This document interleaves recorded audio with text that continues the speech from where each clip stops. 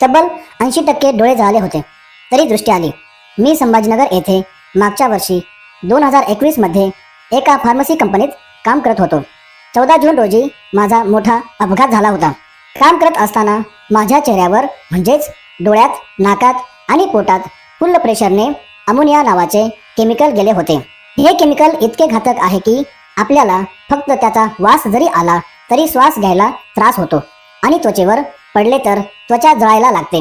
माझ्या तर पूर्ण शरीरात गेले होते. तरीही माझ्या त्वचेवर कुठेही साधी जखमही झाली नाही आणि पोटातही काही त्रास नाही झाला. ज्या वेळेला ही घटना घडली त्यावेळेला मला काहीही दिसत नव्हते. मी मोठमोठ्याने ओरडत होतो. डोळ्यांची आणि अंगाची खूप आग होत होती आणि ज्या ठिकाणी हे सर्व झाले तिथे बाजूला 4 फुटाच्या भिंतीचे कंपाऊंड होते. त्या कंपाऊंडच्या बाहेर मी कसा आलो हे मला अजूनही आठवत नाही. मग थोड्याच वेळात मला ॲम्ब्युलन्समध्ये हॉस्पिटलला घेऊन गेले आणि ॲडमिट केले. मग उपचार सुरू केले. डॉक्टरांनी डोळे चेक केले तेव्हा त्यांच्या असिस्टंटला ते सांगत होते की दोन्ही डोळे 80%पेक्षाही जास्त जळाले आहेत.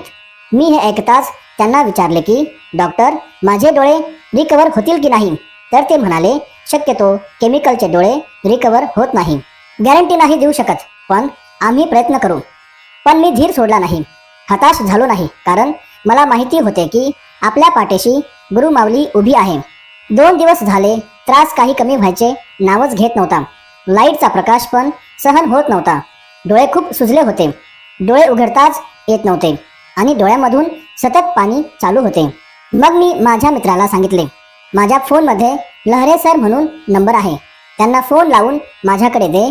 मग मी फोनवर त्यांना सर्व सांगितले आणि ते मला म्हणाले की तू फक्त बेडवर पडल्या पडल्या स्वामींचा जप, महामृत्युंजय मंत्र आणि धुमावती मंत्र म्हणत राहा. आणि मग मी त्यांनी सांगितल्याप्रमाणे मंत्र चालू केले. तर तो जप चालू असताना मला सतत माझ्या डोळ्यांसमोर परमपूज्य गुरुमाऊली दिसत होते. मला असे वाटायचे की गुरुमाऊली आपल्याला दिंडोरीला बोलवतायत. मला आपल्या गुरुवारी आणि रविवारी होणाऱ्या पालखी सोहळ्याची खूप आठवण यायची आणि मी स्वामींना सांगितले होते की स्वामी, 23 जुलैला गुरुपौर्णिमा आहे, तर मला विहित गावच्या केंद्रात गुरुपौर्णिमेला यायचे आहे. मग ते कसे आणायचे आणि काय करायचे ते तुम्हीच बघा. मी 1 महिना हॉस्पिटलला ॲडमिट होतो. मग माझ्यावर उपचार सुरू असताना हळूहळू माझे डोळे रिकवर झाले आणि मला 1 महिन्याने डिस्चार्ज मिळाला. आता मी एकदम ठणठणीत आहे आणि मी स्वामींना सांगितल्याप्रमाणे त्यांनी मला बरोबर 21 जुलैला विहित गावला आणले आणि 23 जुलैला